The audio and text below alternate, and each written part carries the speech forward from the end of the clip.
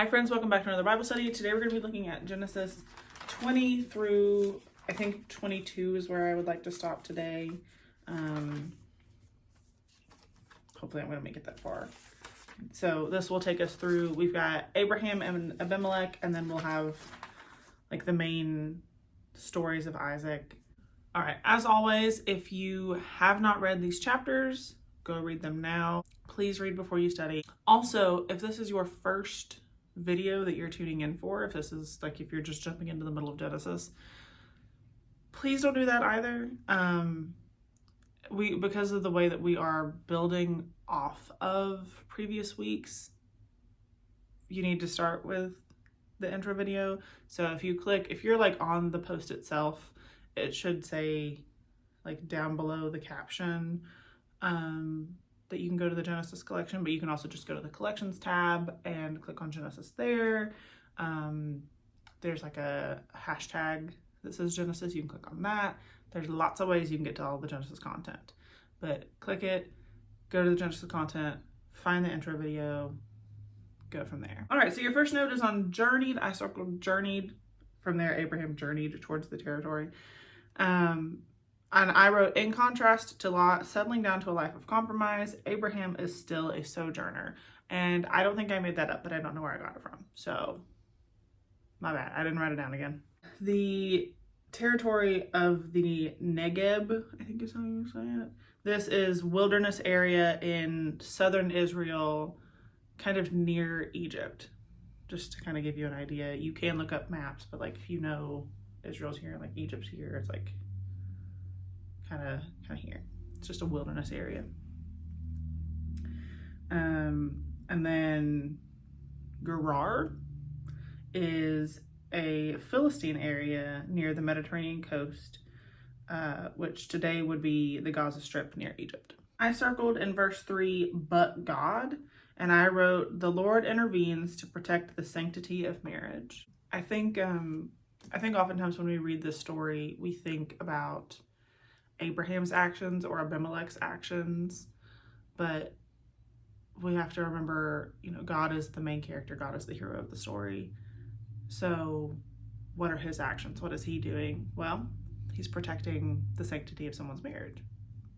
In verse 4, it says, now Abimelech had not approached her, so he said, Lord, will you kill innocent people?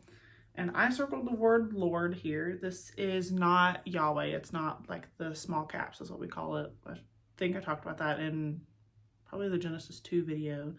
It's just the word Lord here. And this is Adonai.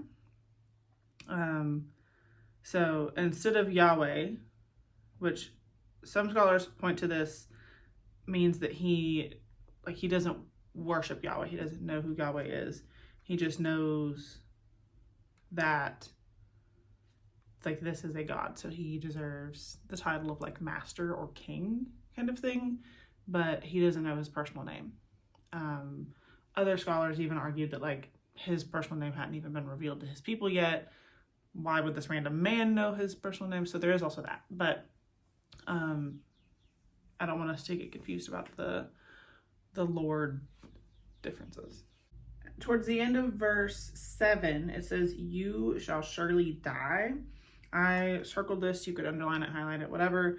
And right off to the side, Genesis 2:7. This is the same language used there. I then underlined from verses 8 and 9. Early in the morning, called all his servants, told them, and then called Abraham. And I wrote, notice that Abimelech wastes no time responding. In verse 11, I circled no fear of God, where he says there is no fear of God at all in this place. And I wrote this note from the ESV Expository's commentary. They said, ironically, it is Abraham who does not fear God, for if he did, what else would he fear? And then my last note for this chapter, chapter 20, I underlined me to wander from my father's house. And I wrote, sounds more like a call to homelessness rather than a call to the promised land. Think about the picturing of this. Like, we have been with Abraham through his call so far. where he was told to go to this land, this place, and it would become his, and he would have this multitude of people, this nation of people come from him. And now he's framing it as like, he just caused me to wonder, which is essentially the same language as Cain. You've just been caused to wander. You've just been like set to a permanent life of wandering. All right, chapter 21, the birth of Isaac. So let's jump into it. This opens with the phrases "as he had said" and "as he had promised."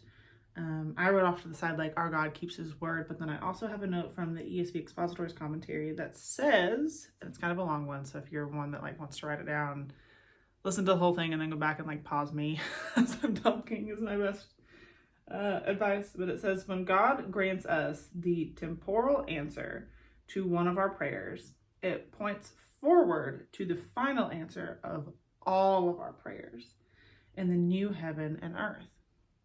Isaac, the child of promise, will be the father of the line through whom the promised seed of the woman will come, who will defeat the serpent and restore humanity's relationship with God.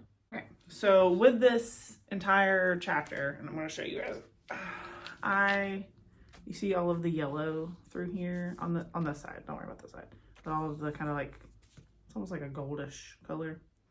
I went through and circled Isaac's name every time it was used. So verse 3 bore him Isaac. Verse 4 circumcised his son Isaac. Verse 5, his son Isaac was born to him. Verse 8, Isaac was weaned. Just go through, pause the video if you want to and find them. But I've got like 5 or 6 Isaacs circled. I circled the son of Hagar the Egyptian, and then anytime it said her son, his son, the boy, the son, the child, the child. Yeah, okay, that's what I did. So I stopped circling them. If there are any more in verse 16. The birth of Isaac displaces Ishmael, reflected in the use of name. So basically, we have Isaac be born, and we refer to Isaac by name, and then it's otherwise the son, his son, this boy. We no longer name Ishmael. It is just Isaac's name. In chapter 22, I took a pen for this one because I was starting to run out of colors without getting confused. And I went through and circled every time it says son or father. So take your son, your only son, him and his son Isaac, Isaac his son, and Isaac said to his father, my father, here I am my son, a burnt offering my son, bound Isaac his son and laid him on the altar and took a knife to slaughter his son. You get it. I'm only probably missing a couple of this, but you get it. You get the idea. I went there and circled those. I want us to see very, very clearly the father-son dynamic here. That is important. It is important to our theology. It is important to the story. And honestly, I don't even think I need to tell you guys why, but just in case, if you're unfamiliar with this sort of allusion to Christ, the story of the sacrifice of Isaac is a huge foreshadowing to the story of the cross. We have the only begotten son Isaac, and we have the only begotten son Jesus, who are taken to be sacrificed by their father, so to speak. Obviously, like, God the Father isn't escorting Jesus up to be crucified, but it's the same idea, right? It is the will of the Father for this to happen. And the difference is there's a substitute for Isaac because he's not the perfect sacrifice. It is it would have been an incomplete sacrifice, whereas there is no substitute for Jesus. He is the perfect and complete sacrifice. it's this sticker set. So if you got the stickers from like the February stickers, which have already gone out, you should have them if you're going to get them. The double call sticker goes in this chapter. Just you wouldn't have to put it here. You could put it in, but the first time it goes anywhere, it goes here. Okay, we opened 22 with God testing Abraham. And I think that we really struggle with the idea of God testing us. We have a lot of different camps of theology, so to speak, camps of doctrine about whether or not God will test you and what exactly that looks like. I'm not here to say which one is correct and which one isn't. That's not the point of this video. We can do that later if you want. But I do have a note. This is also from the ESV Expository's commentary, and it says, "The Lord regularly tests his people. This is not because the Lord is seeking additional information from the outcome, since the Lord knows all things. Rather, the Lord's testing more closely resembles a refiner's fire, which tests a material in order to demonstrate its true nature." If you are someone that like circles or highlights or stuff like I do in my Bible, I would circle "lifted up his eyes" here in verse 4. We'll come back to it here in just a minute. Okay, in verse 8, I circled "will provide." God will provide. A lot of us know we've got like Jehovah Jireh here going on, but "will provide" is Strong's 7200, which is like Ra kind of thing. Ra. No, it can't be Ra. That's a god. I'm not here for pronunciation class. But this word like literally means to see. Like if we were to translate this very, very literally, the idea is like God will see to the lamb, like God will see to something. The note that I took says it harkens back to Genesis 16, I think it's 13, where Hagar calls him the God of seeing. It's also in the imperfect tense, so God will always see to the lamb, which is beautiful. Towards the end of verse 9, I underlined "bound Isaac, his son, and laid him on the altar." And I wrote, "Isaac takes his place on the altar, fully alive, like a living sacrifice," with a verse reference of Romans 12:1. Let's see how quickly I can turn to Romans. I always read how long Acts is. I'm like, am I still here?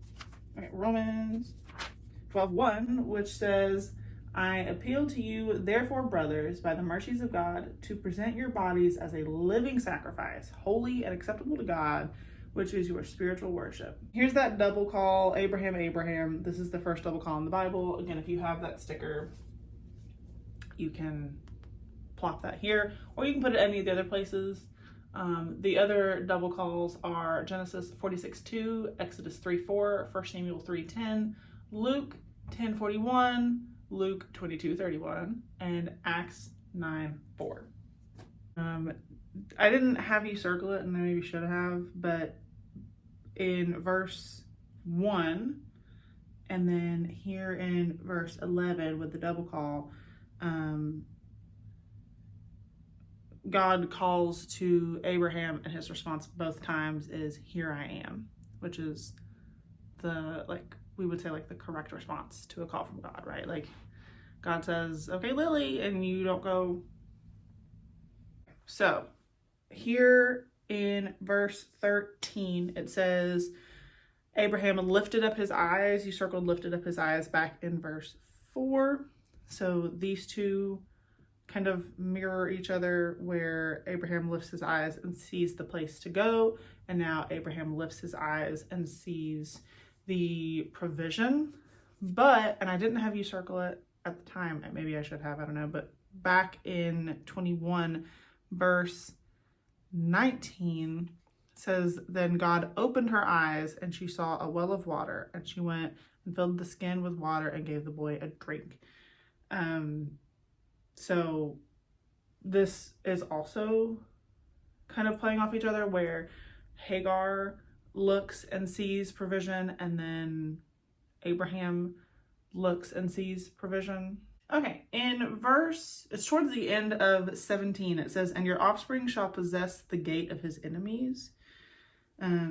This could be translated their enemies, just as like a note. But then, like, for real note that I have says, "New imagery with military language, meaning they have captured cities and taken administrative control over them." So the promise is not just that there will be an offspring, but that your offspring will be powerful, so to speak, at least for a time. And then verse 18 is reiteration of the promise from Genesis 12, 1 through 3, that points forward to the divine fulfillment in Jesus. All right, and then right here at the end of 22, we have like a tiny little genealogy again. But I want you to notice in verse 23, we have the first mention of Rebecca here. And this, if you don't know, is Isaac's bride. So we'll get to her in the next video, the bride for Isaac, which is honestly, it's a really cool story, but it's also a really funny story. Okay, that's got it, I think, I hope. I'll see you soon. I may even still be in the same shirt for the next video. I'm probably just gonna film them back to back if I can. If I can, that's the key word.